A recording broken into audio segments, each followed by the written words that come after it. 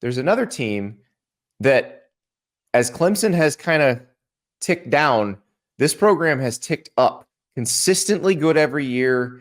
And I know you're high on these guys because the piece they always seem to be missing was the QB, and it feels like they got it.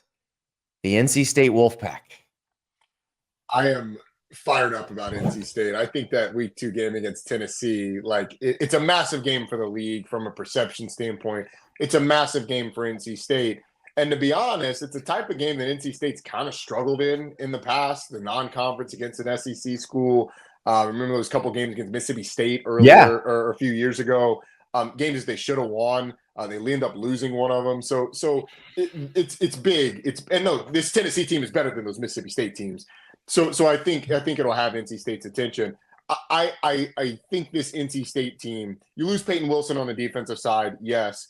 But this was a team that's played without Peyton Wilson over the last few seasons, and that defense has maintained and been good. They've now turned over the entire linebacking core from the defense a couple of years ago, and they've maintained being good. You look at the defensive line, and I think they've got some of the most underrated players in that defensive line in the conference, Davin Vann in particular. They've got to replace them on the back end, but they feel really good about it. I think and the schedule. Let's talk about the manageable. Yes.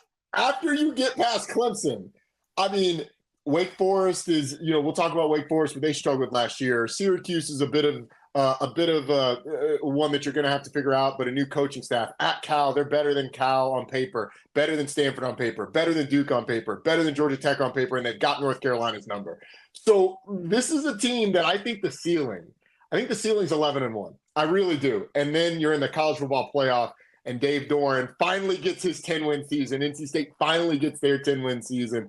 I think it's an ACC championship contender. I think they are a college football playoff participant at their top end. I'm really excited. And to be honest, like the floor is not too far away from that. I think the floor is probably 9-3 unless somebody gets hurt. But Grayson McCall at quarterback, I'm really excited about. Jordan Waters at running back. They haven't been able to run the ball great since like Matt Gay's back in 2017, which is weird. But I think they'll be able to run the ball. I think they'll get great quarterback play, and I think that defense will do what that defense does. Tony Gibson's probably the most underrated defensive coordinator in the country. Tony Gibson and the way he calls a defense, I may be sending 3 or I may be sending 8. I'm not going to tell you. You're going to figure it out when you snap the ball. Like against the Tennessee offense, the variability of outcomes every snap in that game is going to be wild. It's going to be one of those that could be a 75-yard touchdown pass or a 15-yard loss on a sack. Like it is going to be crazy. So I'm really excited about that. Excited to see Grayson McCall in this offense because he was obviously so good in Jamie Chadwell's offense at Coastal Carolina. Tim Beck comes in, takes over. Didn't really, I think, know exactly what to do with him. So we'll see what Robert and I does with Grayson McCall here this year. And look, Casey Concepcion was really good last year. Yeah. You look at the defense last year, Roddy, like they rounded into form even as the offense was struggling. Like after the whole, because let's be real, they messed up the quarterback situation last year. They recruited Brennan Armstrong over MJ Morris, realized that was a mistake, started MJ Morris. He realizes, I'm pretty good.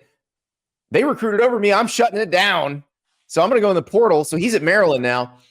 But they ended up with a better quarterback situation now because they have a guy who's won a ton of games. So I'm with you. I am very high on this team. College football playoff is absolutely the ceiling for them. And yeah, I had 8-4 as the floor, but I think I was probably being generous to the teams on their schedule. 9-3 is probably more realistic as a floor. This is a good team and a program that I think has really found its identity.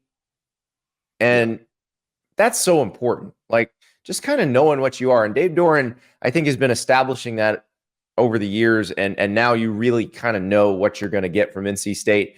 So that's going to be a good team. But thank you so much for watching. Just a reminder, subscribe to this channel right here so you never miss an episode of Andy Staples on 3.